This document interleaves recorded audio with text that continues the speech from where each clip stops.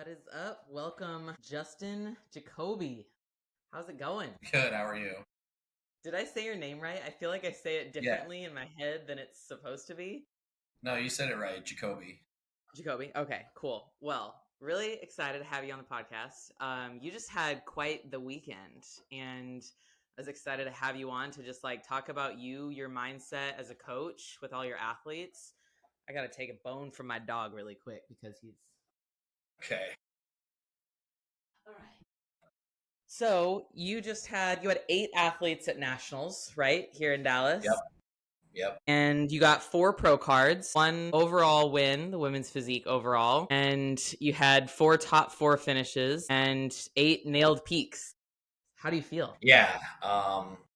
So the only person that didn't make the first call, unfortunately, was Chris, and which I know he was really upset about, and like because he immediately came out from backstage before grabbing his stuff. He still has his oil on and everything, and he was frustrated, and I totally understood his frustration. I felt terrible because like he really was nailed. I mean, like I Yeah. actually thought he was going to be in the first call. I wasn't so sure Blake was going to be in the first call for light heavyweights because I had 2 light heavyweights, and Chris was just so much bigger. Blake was a little undersized. I didn't think that they would give him the nod, but they did. So, but Chris is going to move up to heavyweights now. This was like a pull down to light heavyweights. That's the last time he's ever doing that again. It was the right move in hindsight. Like it was totally the right move. I don't regret it by any means, but just like we had to do that more so even just to get the conditioning right. So it was more of a conditioning play than it was like, hey, if you pull a ton of water, then yeah, you can make like heavyweights and then you can like steal a pro card. It wasn't anything like that. Yeah. That was his best conditioning to date as a competitor, right? I mean, Yeah, it's by the like a best we've long shot. seen. So like I Yeah. mean his previous best look was the one that we just did a couple weeks ago at his qualifier on Long Island. That had been his previous best. And then this, I told him I said, "Hey, we're making light heavyweights, so like we have like 8 pounds to go." And I got him down as low as I think he was under 200 pounds when it was the day of weigh-in. So it was a relatively easy cut for him to actually make weight as far as like Mhm. the water cutting, like on the day of weigh-ins. He sweat out a little bit of water and then all of a sudden he was under and then he was good to go. So that was relatively easy, but it was all in the interest of just making sure that his conditioning was there. And I mean, his glutes were striated top to bottom. So it's like, we I did mean, they our, were we did our striated job. like a few weeks out from even the first qualifier. So Yeah, yeah. he He was had like baby he was nailed. striations for the first show, and then like he had like real ones this time. So which was good. And it was awesome. Like, and I knew I could get him in shape, and it's crazy to me like that he had never been able to get in shape before because this prep was so smooth. Granted, it could have been because we had worked together the whole year. So he hired me after nationals last year, like right away in January, and we reverse dieted, and I was very on top of him with his reverse diet, making sure that it was like perfect because the reverse diet sets you up for your next contest prep in my opinion. And Yeah, it so is. he did a It's the great prep for reverse. your off season. Yep, he retrained his metabolism to be able to stay in a more conditioned place, like with a better composition while handling more food.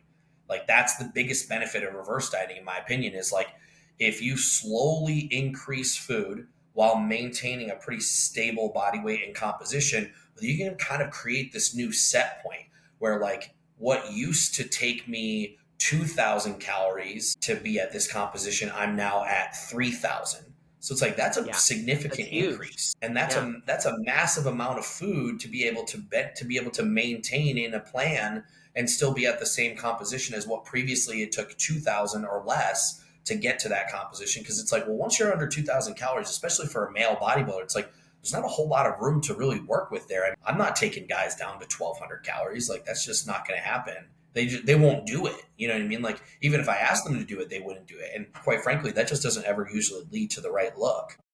So he had set himself up for success this year, last year, which is a very common thing that people don't really realize. It's like you set yourself up like years in advance to be able to reap the benefits. You know what I mean? You reap what you sow from years yeah. prior. Well, and realistically, 1 year show to show isn't that much time, especially if you need to No. make a lot of improvements, especially working with a new coach too. A lot of times as coaches, like we want lots of time, like years sometimes before we like put someone on stage. But he's obviously like a really mature athlete. He just turned 40 this week, and he also knew exactly what he wanted. and that's why he hired you like as soon as he got off stage? And like, was that focused heading into that off season with you? Yeah, and it wasn't, we didn't have like a bunch of gaps that we had to fill. My whole plan this entire offseason, I just didn't tell him. I was like, he's gonna make light heavyweights. I don't care what I don't care what I have to do. He's gonna make it. Because I knew based on how he looked last year, because I was following along with his prep. Again, I've been friends with Chris and Ashland for years. And, I was very encouraging of him last year because he was prepping himself. And up to that point, like he did a damn good job prepping himself. That was the leanest that he'd ever been up to that point. And, he was a heavyweight, but he was only like 208 pounds. So I was like, oh man, I was like, if I took 10 pounds off of him, he'd be a light heavyweight. And I'm like, I know I can get him down. And like he made improvements. Like he was more muscular this year with better conditioning, better posing and everything. So as far as Chris goes, like this was the placing doesn't reflect this, but one thing that, a lot of competitors, especially at the national level, need to realize is that like your placing doesn't always tell the whole story. If you put his pictures from last year and then this year up next to each other, it doesn't even look like the same guy. And it looks like years in between, when in reality we had 6 months to reverse / grow, and then prep for 20 weeks. So like I prepped it. He started prep at the very end of July and prepped all the way through to mid-December. And, that's, you're not making tons of muscle improvements, obviously, in contest prep. For the guys, I do feel like they can, in like that 20-week out to maybe like 12-week out range, actually be able to improve their physique a little bit still. Like some small levels of muscularity can still improve because performance is still really high for them. And as they drop body fat and they get leaner and a little bit lighter, their leverages improve in the gym. So their performance in the gym actually usually gets better up to a certain point in prep. Also with the guys, you're dealing with a whole lot of different PEDs versus the ladies. There's, it's a very different world, so that makes a lot of, sense as far as what we were able to accomplish with him. As far as everyone else, the other 7 competitors, they all made first call out. I knock on wood, like my goal was 8 first call outs, and I was this close. And I'm not gonna. I mean, to be fair though, you put a first call out physique on stage with Chris. It's just that class had so many guys. Like, how many guys did it have? 20 or 30? I think there was like 35 or 38 guys in light heavyweights, which is very typical, but it was a super deep lineup. Last year's 3rd place finisher is a friend of mine. So last year's 3rd place finisher missed the pro card by 1 spot. He placed 7th or 8th. Yeah. And he claimed, and I talked to him after the show. I was like, dude, I was like, what happened? I was like, you know what I mean? He's like, dude, I was better this year. I don't understand. And so I mean, like that's saying something with what showed up. I mean, the first call out was ridiculous. Those guys were nuts. And so, and they all had a similar look. Like they had that really small waist. And I think that's the biggest thing that was just the deterrent for having Chris in that top call out. He's a little bit of a thicker body, a great body. Like he had an incredible physique, but if there were more people with body types like his, he probably would have done better. But when the judges are seeing this more kind of like a little bit more streamlined hourglass, a little bit more classic physique almost, then they're probably going to go with that. Yeah, and I agree with that too. And that's you see that very commonly in the pro leagues too, that like what there's more of tends to be what gets rewarded at that day. Or, and so, and I don't, Chris's waist isn't bad, but yes, it wasn't as like tapered as maybe some of those other guys. The guy that plays 3rd, his name is Christian. I know him as well. He's not he's not super aesthetic like that. He has a little bit of a thicker waist, but outside of him, because I believe they did an 8 guy they did a 6 guy first call out. Yeah. So 5 of the 6 all were pretty streamlined. The guys that won first and second were very streamlined. They were very complete, really conditioned with really good amounts of muscle. They were also really hard. And so that was, the placings made sense after you saw everybody on the stage. Now obviously biasm plays a role, so I would have loved to have seen, my guy Chris, because like Blake placed 4th, my other light heavyweight placed 4th, and that's about where I expected him to fall. It was in the 3 or 4 spot, and then I obviously being a biased coach would have liked to have seen Chris in that first call out because I felt like he compares perfectly fine with all of those guys. He's big as hell. Yeah. But again, the ball just didn't roll our way this It's a time. subjective But sport too at the end of the day. Like, yeah, we have to it's just like deal with what the judges say. You have to be proud of your own package that you put on stage as an athlete and as a coach, mhm. especially when you know you did everything you could and you nailed the peak as well as you did. Yeah, and that was, I mean, that peak we kind of pulled out of our ass because like things were not really coming in the way that I wanted to after we made weight for both Chris and Blake because they had to pull water and they were sweating. They lost a good bit of sodium and a good bit of fluid all at the same Mm. time. So then when you put the fluid and the sodium back in, it got a little muddy for a little while. And quite frankly, like for the first half of the day, Friday, I wasn't loving how they were looking. And so we had to make a couple of adjustments. I almost never lower sodium, but I did. I lowered it below baseline for both of them for several meals. I hit a little bit more diuretics to be able to help them flush because they were holding water from their, because water takes a lot of time when you take it out as aggressively as we did for them to make weight. And then when you put it back in, it doesn't just automatically go back into the muscle. Like Yeah. there's time periods where it's sub Q. You have to digest it technically, and then it goes sub Q. Then it pulls into them. It takes time. So they were both holding a film, and I ended up doing very similar adjustments with them because they were literally like carbon copies of each other going into that show. And then come stage time, they were both nailed. And I was like, okay, we nailed it. But that one was a little scary for a little while, whereas the other 6 people, it was like smooth sailing. So, but they didn't have to make weight. So, they were the only two that really had to like be mindful of what they were doing to make weight. Justin O'Donnell, my heavyweight who won his pro card, he was under his cap, no problem. So I could feed him like all the way into weigh-ins. Whereas Chris and Blake had kind of like one small meal of just protein and fats with a little bit of fluid going into their weigh-in. And then they just hit the sauna, and Chris did, he turned his the heat up in his room, but one way or the other, but it worked out for everybody. Yeah. So now you're heading into the new year. Looking back on this time last year, after like around nationals, like when Chris hired you, when you were, obviously you have plans for all of your athletes. Did you have all of the athletes that you put on stage for nationals at the time last year, or did you pick any of At them this out time throughout the last year? year, so like a year today from now, last year, no. Mina, my wellness athlete, I did not have. Haley Brake, who won the overall women's physique, had just hired me maybe like a day prior or like a couple days Yeah, prior. So she hired me. We actually talked about this, her and I. She hired me on the 14th of December last year, and this year she competed on the 13th and won her pro card. it's pretty And I damn told cool. her in the emails, we actually posted this. I said, "You're doing women's physique." Up to that point, she had done figure. And I said, "You're doing women's physique." And I said, "And I'm going to turn you pro in women's physique. Mark my words." It's on Instagram. Like it's Yeah, up there. that's dope. So like, and I just knew, like, I just could tell she had a good bit of muscle. She was a little chubby. That's all right. And so, but we had 6 months to really work and figure out not only how to grow her, but also just improve composition without having to technically diet. And then the prep, and it all came together. Her legs came in at the last minute, so I was like, oh, okay, I can That's breathe always the now. most stressful part. It was a Yeah. first national show, so like our expectations were, hey, let's work hard and try and let's push for a top 5. Like let's get a medal. You know what I mean? Like let's place. Like we can do this. 100% we can do this. And she walks out there. Again, not a ton of girls do the women's physique anymore, but they had an 8-girl first call out, and because that was the whole class, Hmm. and they put her right in the center and didn't move her. And funny enough, she did a regional, did women's physique and did women's bodybuilding because we weren't exactly sure which one we were going to do.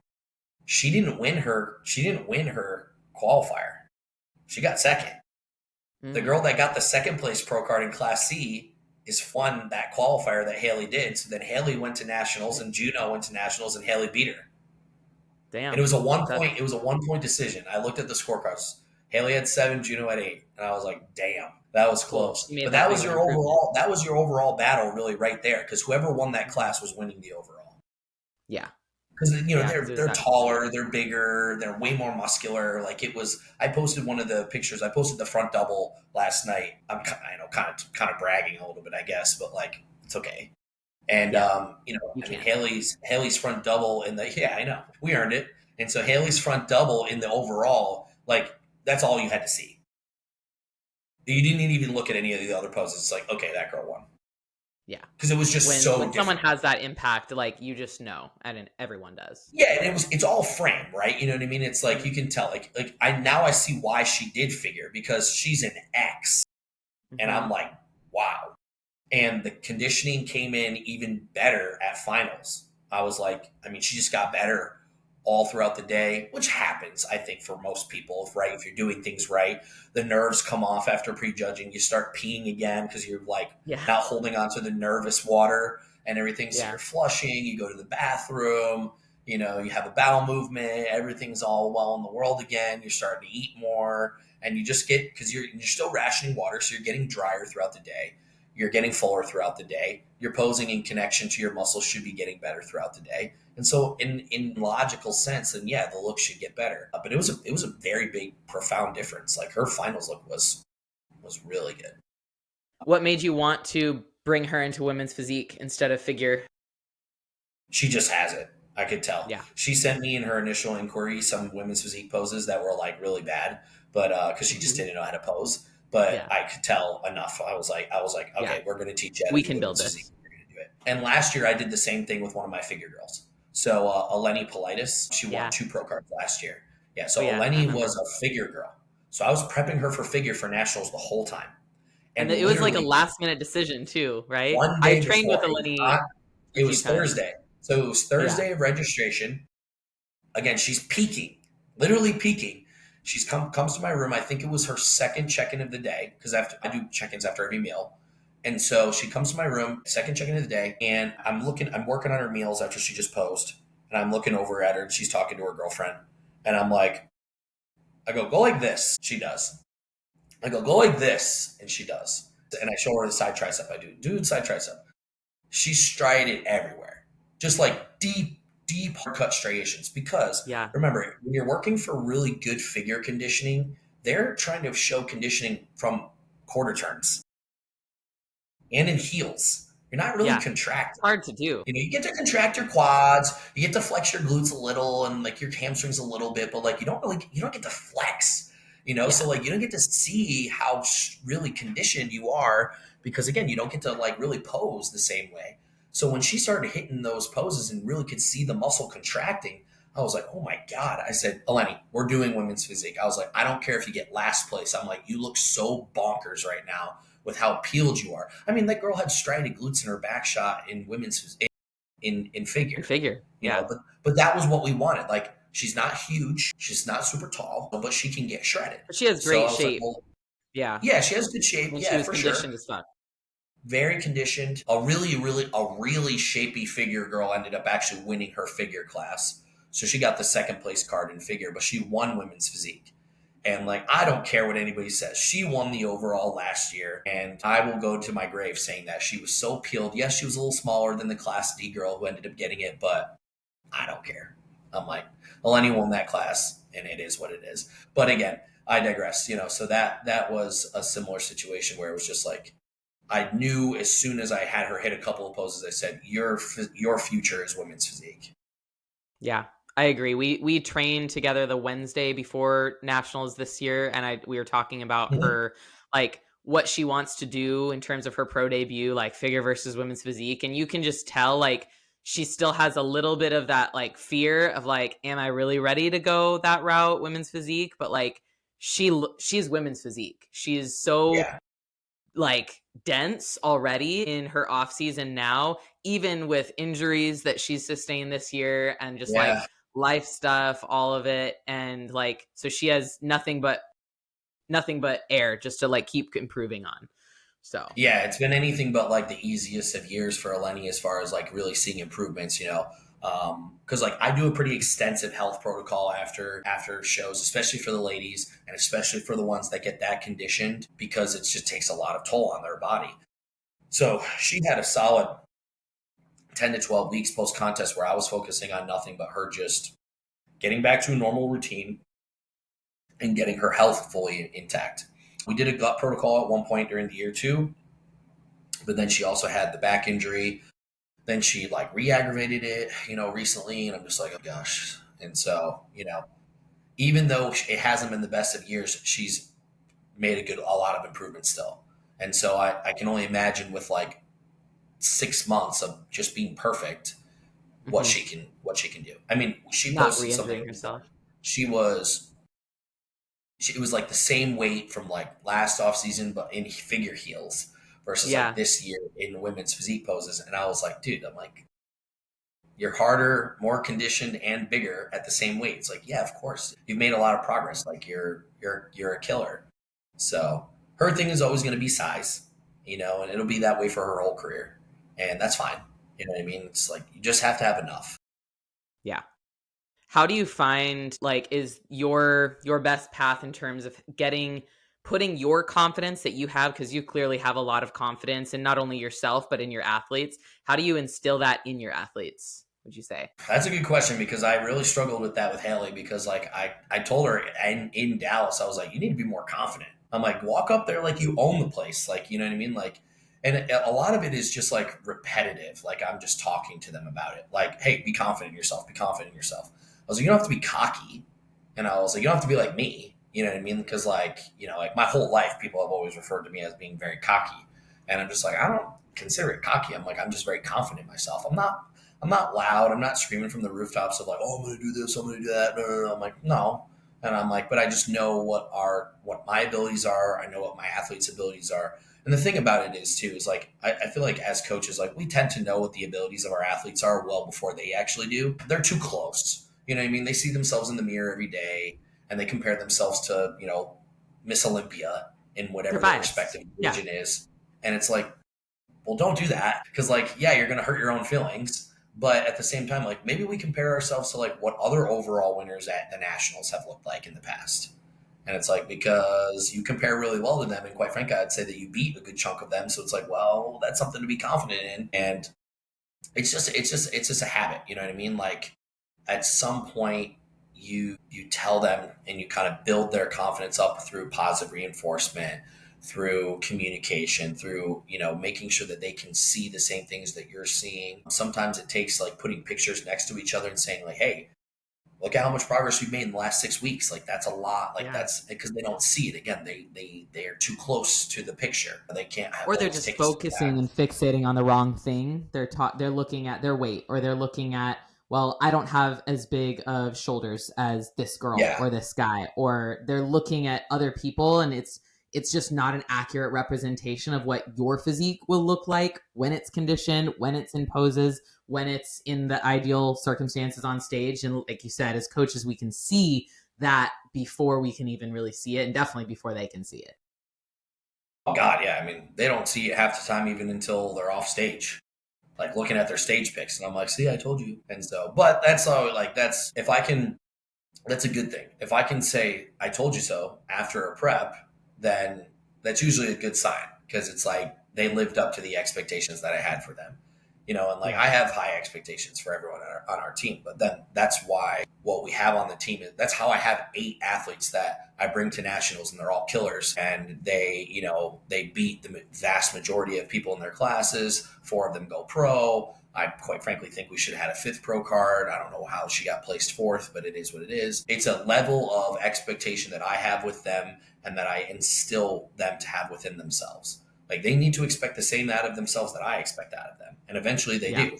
And if they don't, they kind of wean themselves out. You know what I mean? Like there's turnover on the team, of course, just like any coaching team. Not a lot because they know what they're getting into before they get here. You know what I mean? Like Yeah. it's Camp Jansen, you know what I mean? Like it is what it is, you know what I mean? Like whether that name has as much, weight behind it as it used to, I like to think it still does because we're not going anywhere. The torch has just been passed. You know what I mean? So Mm-hmm. like I'm carrying the torch now, and so is Dom Kuza, and so is Mike Nassif and Jess Falborn. And even though Matt's not necessarily the one leading the charge anymore because he's not really coaching at that level anymore, still he's very involved, and like what we bring and our expectations for our team has not changed whatsoever. How has that been for It's you a as a winning coach? coaching team. So, that's How has that so all transition been it's for you as a about coach in term? Sorry, I think go ahead. it's No, you might be finish. lagging a There's little a bit. delay. I was just asking, how has that transition been in terms of the torch passing over and, drama, rumors, like all of the just shit that doesn't really matter? How has that been to be on the inside of that? Yeah, I mean, you kind of nailed it right there. It doesn't really matter. And so, because none of it did, you know what I mean? And most of those accusations and things were completely false, all of us, we knew what the truth was. And, like we stood up for our guy. And quite frankly, like I had a lot of people ask me, I had people on my team ask me, I told them the truth of exactly what was going on and exactly what was happening. I didn't have to paint Matt into a positive light because, quite frankly, there was no other light that he was actually going to be painted. Like the only negativity that was coming from that situation was from, people who are jealous of our team, people who felt like they were done wrong or whatnot just because they didn't get the placing that they want. And it's like, newsflash, guys, no coach can guarantee you a placing. Like I give you guidance, right? So like, in a sense, I give you a plan on a piece of paper and then you execute it and follow it. It doesn't say anywhere on this piece of paper, guaranteed first place. That's not how this works. So it was a lot of hearsay, and quite frankly, most of it came out to be fake anyway. It was all fake news. The transition, though, has been really simplistic and really seamless. Matt, I knew, was ready to kind of be done. He wanted to fulfill his obligations to the people that had put their trust into him, and people who had been with from the beginning.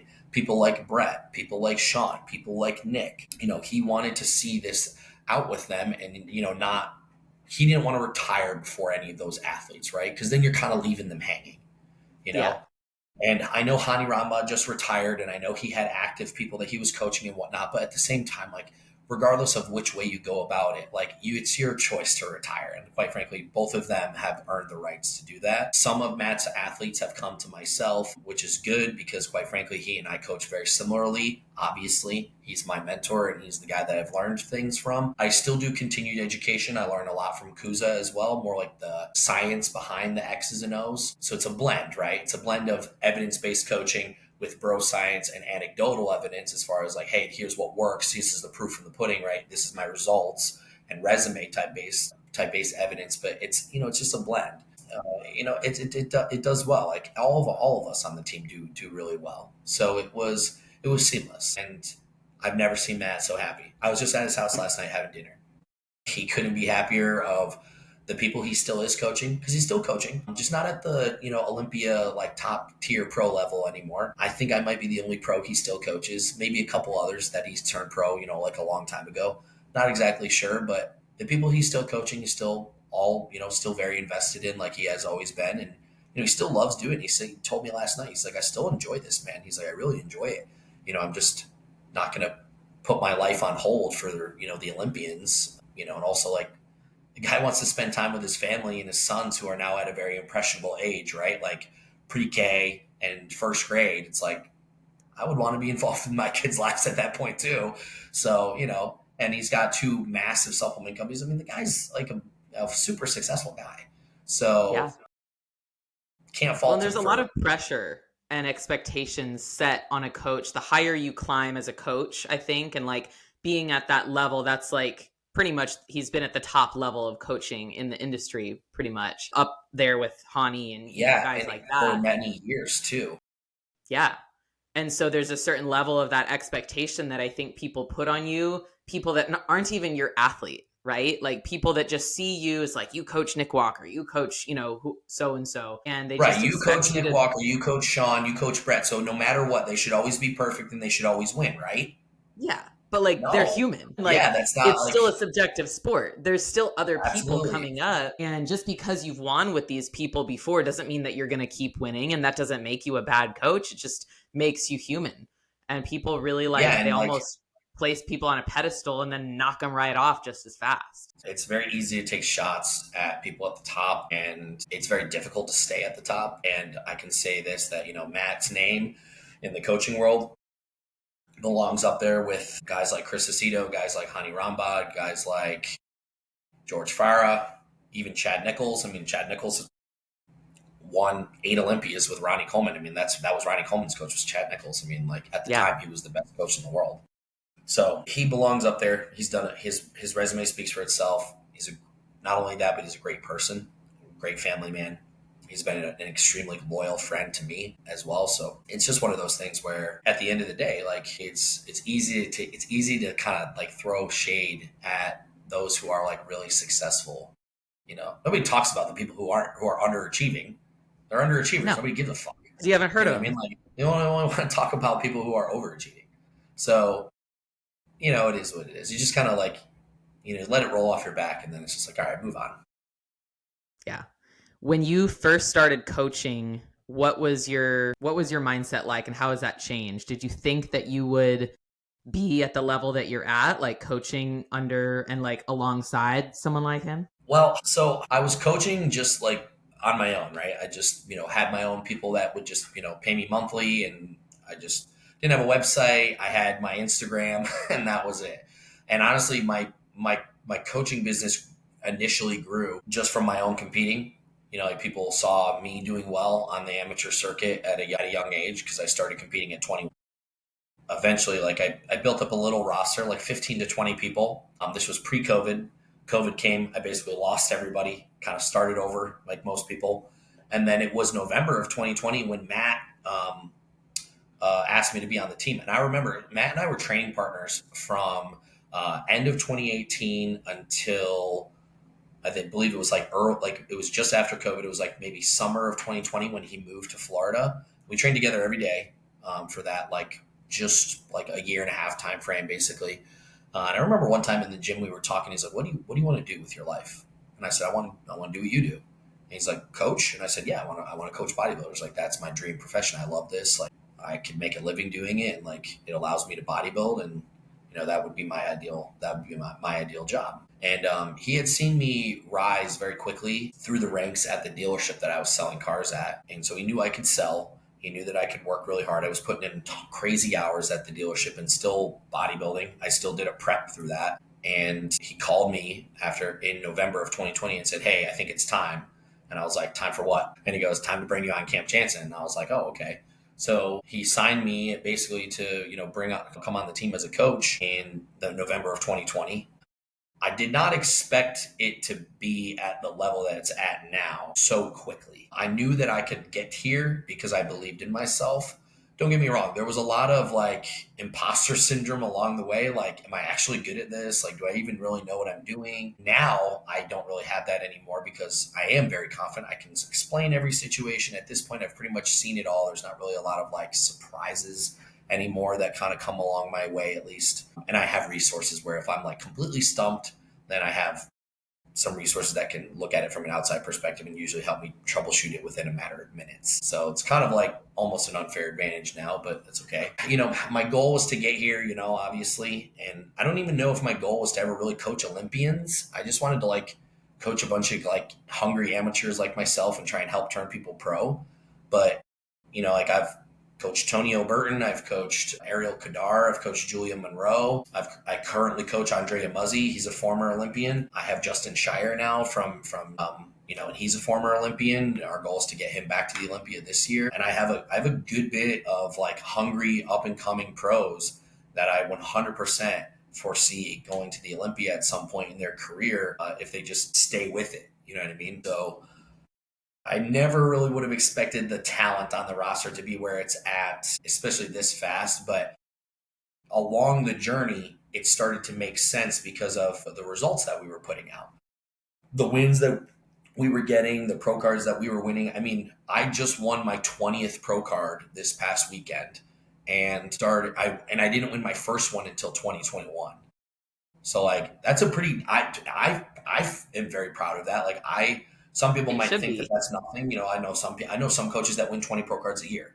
Like Shane Hughley probably wins 20 pro cards a year. I was just going to say Shane. Yeah. Shane, I mean, he wins more than anybody else. So and I'll give him his flowers. And I love Shane. He's a good friend of mine. We always chat at the shows, always. And I have a lot of respect for him. Wins a lot, wins more than anybody that I know. And but for me, again, my coaching is very different than his. I don't have as many people. I have a big roster, but I know I'm not pumping out numbers like he is. And, it's just different. And so I am very proud of the fact that in that short period of time, what I've been able to accomplish, multiple pro wins and everything like that as well as a lot of pro cards.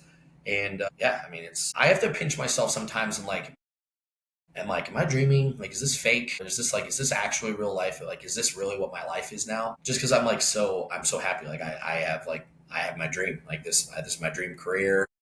I couldn't say much more about it. That's why I think people are always very complimentary of like my passion, and they see it at the shows, right? Like I was crying my ass off because like my buddy Austin Kobka, who was like my hometown best friend, I met him in college when I transferred back home to finish school, like finish my undergraduate degree, in my area. And we grew up in the same area. We just didn't go to the same high school. And we, found bodybuilding at the same time. We met in the gym and then we, trained together sometimes. And he just became my best friend. And like we've stayed very close, even though we haven't lived in the same area in like 7 years. And it's just like, he finally let me prep him this year and I turned him pro. And it was just like super rewarding. Like he come off stage after prejudging and I knew he won. Like I knew it. I knew he was either in first or second. I knew he was getting the card and I just couldn't contain it. I just was crying, and I cried when I hugged Justin O'Donnell too, because he's my training partner. So I train with Justin every day. And so, the passion is definitely not in any short supply. But the reason that I'm so passionate is because I actually love what I'm doing. It's hard to be passionate about stuff that you don't really love. So like, it's not fake. It's just who I am. I put my heart and I put all of me into the things that I enjoy doing. And this is something that like I absolutely love and enjoy doing. What would you say is the hardest part of that, having that passion for it? So like, you have a lot of coaches that are very competitive with each other. You kind of alluded to, like comparing yourself to others is a part of that in a small way. Like you could compare yourself to someone like Shane who's pumping him out and allow that to kind of take down your level of coaching, but you don't. So what would you say is the hardest part about just being a coach in this industry and being a high level coach at that and loving it as much as you do? For me, the hardest part is like accepting losses because I'm a bad loser. I've been a bad loser my whole life. I played sports my whole life. I hated losing. And I'm on record saying this, and I'll say it again. I hate losing more than I love winning. Yeah. So like the pain and frustration and anger I get from losing is a much more powerful emotion than even like the joy and happiness that I get from the wins. So it's like, I'd almost rather get like last place than get like third, you know what I mean? And be like one spot away from winning the pro card, you know what I mean? Because then it's like, all right, well, we got our ass kicked. I can't be that upset. It's like, all right, whatever, whereas like losing and being like that close, it's just like it eats at me. And so that for me, that's the hardest part because I am so competitive and because I have all my eggs in my athlete's basket, I'm also very biased. And I'm like, how are we not winning this? What are they looking at? I'm always like questioning the judges. But then when the emotions calm down and I can take a step back, I can then usually be like, okay, I can see why they went this way. I still don't necessarily agree, but I can understand their justification. And then I just try and spin it and just be like, okay, silver lining here. This is the best you've ever looked. We wanted to place a little higher. Okay. We know what our feedback is. The judges told us, let's put that in perspective. Let's put that in the game plan and execute and then come back giving them exactly what they want and then get the win. And that's been, that's pretty normal for our team too. Is to maybe just narrowly miss and then come back and win. Yeah. When you lose, especially like if it's last place, last callouts, and if it's you far miss the mark, usually it's pretty easy to understand like exactly what you need to do to win, and you can make a bigger jump to that win or to being really close to winning. Whereas missing it by a point or one pro card or one placement or whatever and getting third or second, it's like, well, fuck, that's probably just more time. That's getting in front of a different judge. That's, tweaking their peak just a tiny bit. And, whether or not you have time to do that, because now like the season's over, right? So anyone who didn't get their pro card at nationals this year, what are you going to do? Like they missed it by that small of a margin. What's the next step?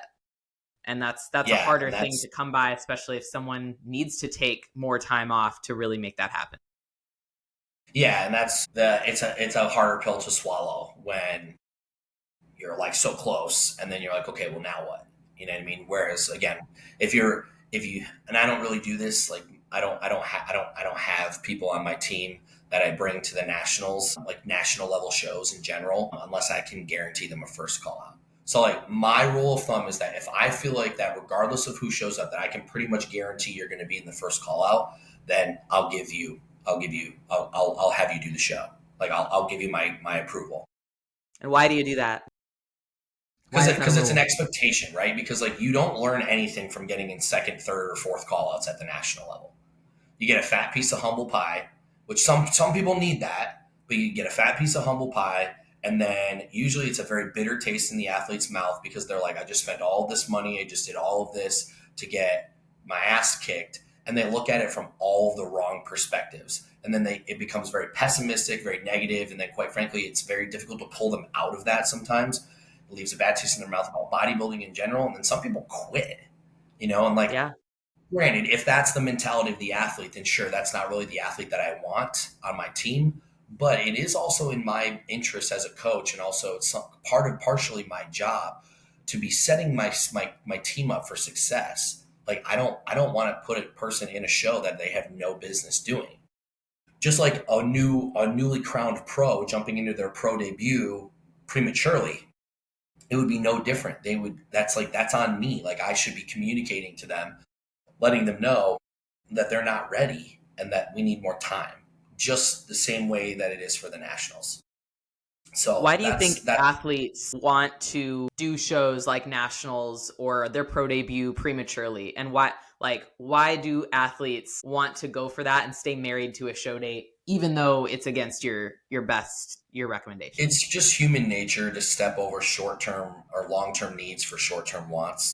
So a lot of people have a difficult time with seeing the big picture. A lot of people still want that instant gratification, even though like at this point I have beat it into everyone's ear that bodybuilding is the furthest thing from an instant gratification type of sport.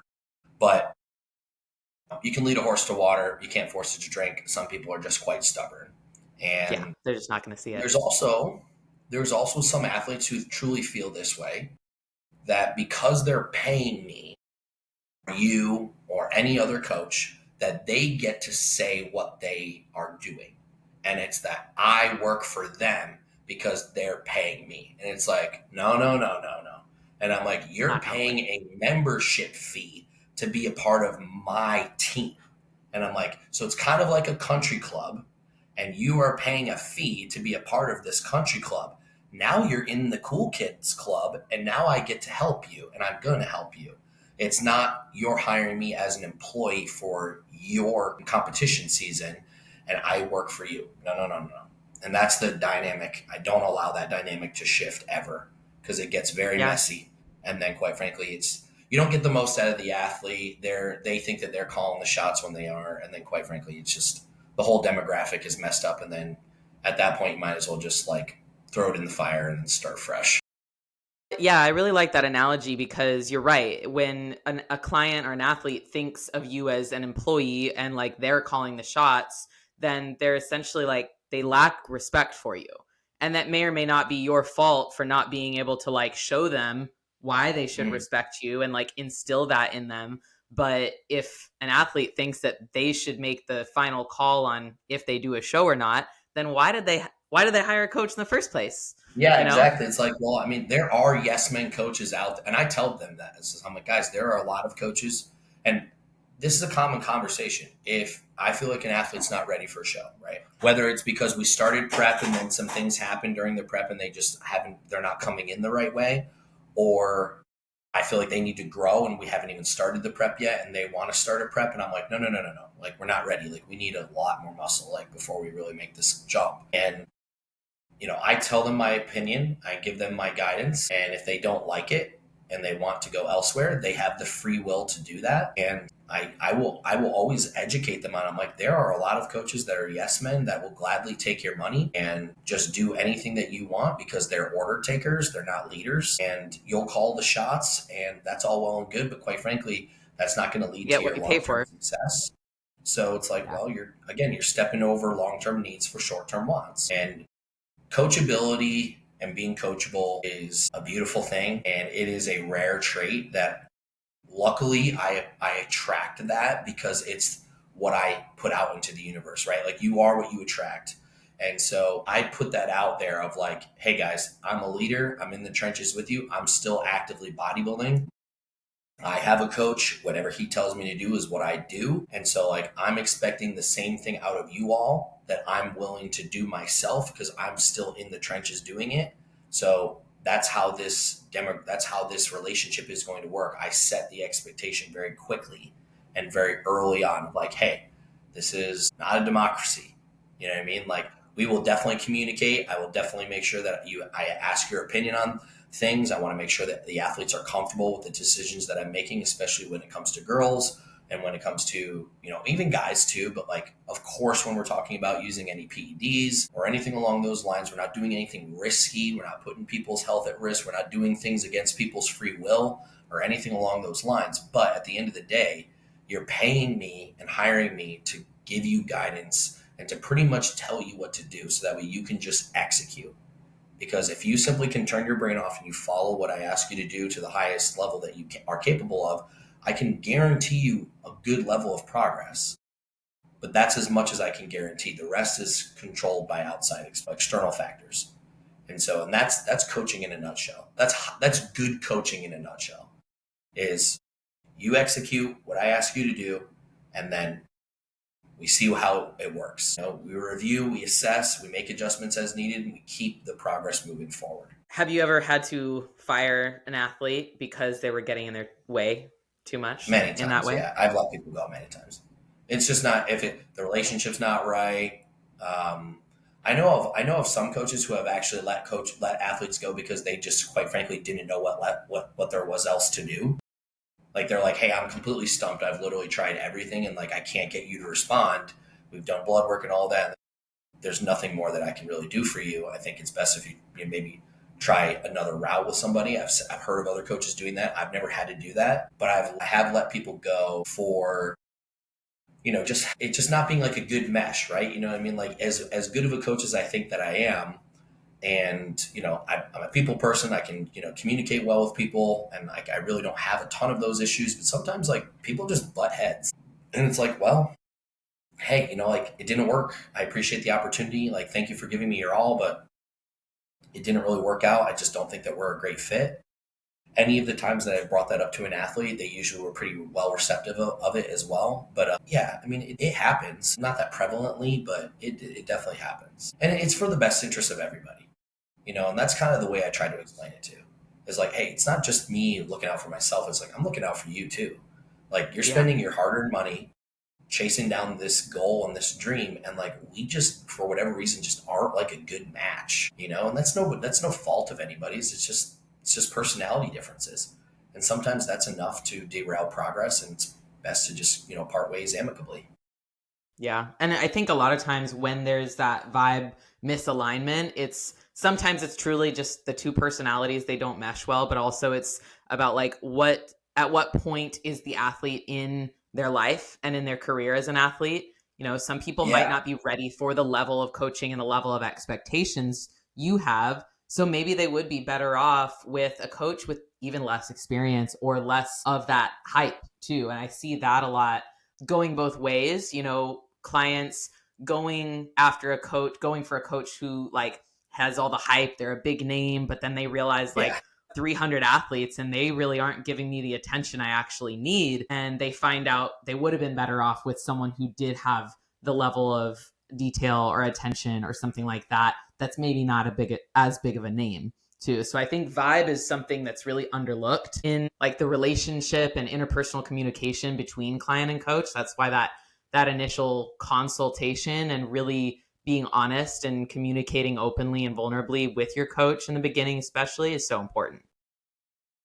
Yeah, absolutely. I mean, I didn't even think of that in my explanation, but I have thought of that in the past, and that is totally true. Sometimes their coach and the athlete and like the level that they're at is just not like lining up properly. I don't really work with a lot of beginners anymore. I don't do lifestyle clientele anymore either, pretty much. My roster is very much primarily like national level people or people who are aspiring to be national level people and turn pro, and then pros. And again, it didn't happen like that overnight, but it eventually, evolved into that. And so, in the size of my team as well, it's like if you have a very entry level person who needs a lot of assistance, a lot of explanation, everything like that, which is totally fine because beginners need that and that's exactly what they should get.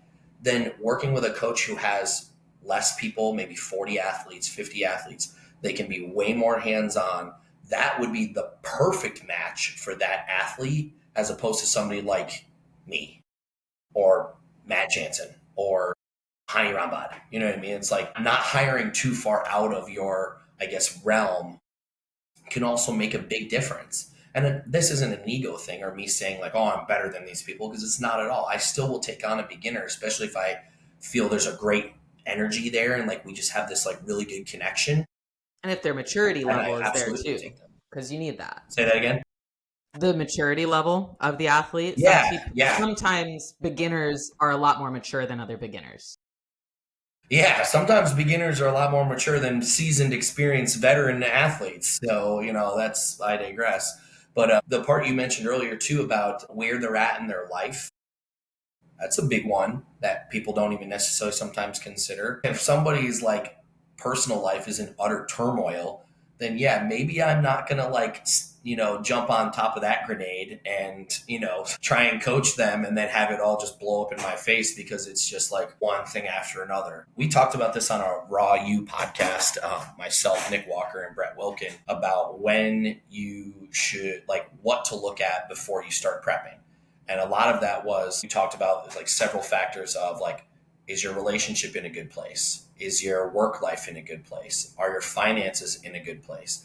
Are your other meaningful personal relationships all in a good place? Because those 4 things are going to take a hit when you're in prep. And so they need to be pretty solid before you go into the prep. If those are like all in turmoil, then that's definitely not a great place to start a prep from. Just like if all of those things are in turmoil, it's really not really a great place to really maybe consider hiring a prep coach. Like maybe we kind of like get our life under control a little bit before we do that. There's a lot of times, and I'm sure you've seen this too, but there's a lot of times when, you'll see people who have coaches in our bodybuilding and it's like everything else around them is falling apart. I'm like, you can still eat your meals and still go to the gym, but like maybe put some of those eggs from the bodybuilding basket into like your life basket, get that kind of under control and then go back. And the reason why is because like, well, you'll make a hell of a lot more progress when your life is like more smooth sailing than when it's like up and down and wildly volatile. Yeah. Because there's no sense in white knuckling your way through a prep or even an off season when you're trying to grow and you're trying to stay healthy and everything, when everything in your life just isn't conducive to that. I know myself as an athlete, I've definitely suffered and like learned the very hard way of just thinking that I can do it, thinking that like, oh yeah, I can drive across country, I can finalize my divorce, I can, do all of these things while in a prep and somehow make it out alive and successful. And guess what? That didn't happen. And I've seen it with clients as well, where clients start a prep and they don't realize just how much they still need to grow and still need to work on their life, like moving, or their relationship is toxic, their environment is toxic, and they just like they think that, oh, I just need to do this little extra thing and I just need to keep going. But like sometimes that's not the answer. What you need is to like put a pause on things and just take care of yourself better, with or without a coach. Yeah, no, I mean, white knuckling your way through life is not an enjoyable way to live, and it doesn't usually lead to a lot of success. And within a lot of things in our sport, less is more. There's a law of diminishing returns that is much earlier on the graph than what we might actually think. And so, again, the more smooth that someone's personal endeavors can be in is going to also create a much more flourishing relationship with their coach, and definitely see a lot more progress within their bodybuilding as well. Plus, it's then like so much more enjoyable. Yeah, because at the end of the day, this is a hobby. Even for it's like, guys, like, you're supposed to enjoy this. Like, this is supposed to be fun. You should enjoy it. You're not making money off of this. Like, there's maybe 10 bodybuilders in the world that actually make a living off of just bodybuilding, and like, yeah. So like, do this for fun. Do it for the love of the game, or don't do it at all. Yeah, Agreed. So Well, that's on that note, I think that's a good note to end on. But I'm happy to have you on. Thank you for taking the time after such an yeah. amazing weekend. I know you're slammed right now, getting ready for the end of the year, but I know a lot of coaches, hopeful coaches, and mostly athletes too, will really benefit from this conversation and learning from you too. I'll put all of Justin's info if you want to work with him, if you want to listen to his podcast, all of the things down below in the description. So thanks for coming on. Yeah, no, I appreciate it. Thank you for having me. I think like what we talked about was stuff that we people talk about it, but it's like not out there in like a public forum, kind of like like a podcast setting. So like the moral of the story for all of those that are listening is just take your time, move slow.